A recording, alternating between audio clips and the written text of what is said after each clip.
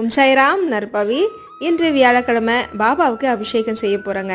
ஆமாங்க, வெறும் சுடுதண்ணியில் தான் அபிஷேகம் செய்ய போகிறேன். ரொம்ப சில்லுன்னு எப்போவும் அபிஷேகம் பண்ண மாட்டேன். அதனால் தண்ணி வந்து லேசாக சூடு பண்ணி கை பொறுக்கிற சூட்டில் வந்து பாபாவுக்கு நம்ம வீட்டில் இருக்க எல்லா பாபாவையும் எடுத்து வச்சுருக்கேன். அதனால் எல்லாரையும் எடுத்து வச்சு அழகாக ஓம் சாய்ராம் சொல்லி அபிஷேகம் பண்ண போகிறேன். பாலில் வந்து பண்ணுறதை விட பாபா இது தான் ரொம்ப விரும்புவார்.